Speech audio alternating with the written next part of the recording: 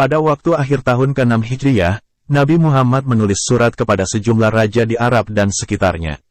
Tujuannya untuk mengajak mereka masuk Islam. Ketika ingin menulis surat-surat itu, diinformasikan kepada Nabi bahwa para raja tidak mau menerima surat kecuali jika diberi stempel.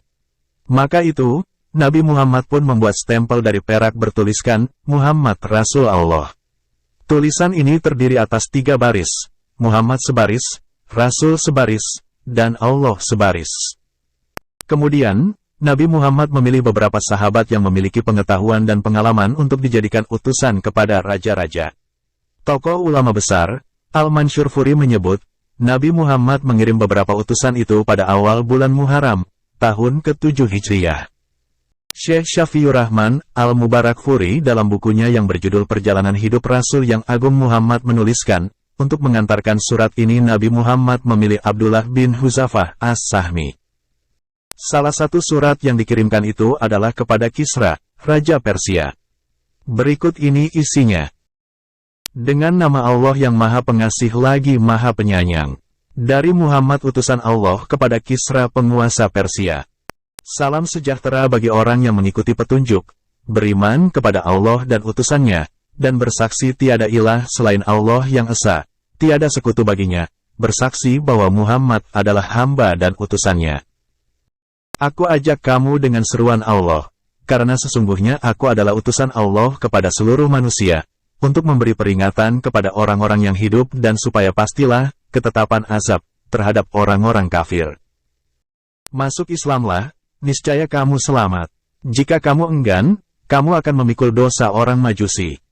Ketika surat itu dibacakan kepada Raja Kisra, ia langsung merobek-robek dan berkata, seorang hamba yang hina dari rakyatku berani menulis namanya sebelum namaku. Mendengar kabar ini, Nabi Muhammad bersabda, semoga Allah mengoyak-oyak kerajaannya. Benar saja sabda Nabi Muhammad itu terwujud kemudian hari. Setelah membaca surat tersebut, Kisra menulis surat kepada Bazan, gubernurnya di Yaman. Kirimkan 2 orang anak buahmu yang kuat kepada orang Hijaz itu agar mereka membawanya kepadaku. Lalu Bazan memilih 2 orang anak buahnya dan mengutus mereka dengan membawa surat kepada Nabi Muhammad. Surat itu berisi perintah agar membawa Nabi kepada Raja Kisra. Nabi pun memerintahkan agar kedua utusan itu menemui dirinya keesokan harinya. Pada saat itu, tengah terjadi pemberontakan besar terhadap Kisra yang dilakukan oleh anggota keluarganya sendiri. Itu terjadi setelah pasukannya mengalami kekalahan yang besar melawan pasukan Kaisar Romawi. Shirawai, putra mahkota Kisra, bangkit menyerang ayahnya kemudian membunuhnya dan mengambil alih tampuk kekuasaan. Pembunuhan ini terjadi pada malam Selasa tanggal 10 Jumadil Ula, tahun ke-7 Hijriah. Nabi Muhammad mengetahui persoalan ini melalui wahyu. Dan, keesokan harinya, kedua utusan itu datang menemui Nabi. Nabi pun memberitahukan pembunuhan itu kepada keduanya. Apakah kau sadar atas apa yang kau katakan? Tanya kedua utusan itu. Kami tadinya telah memberi ancaman yang lebih ringan kepadamu.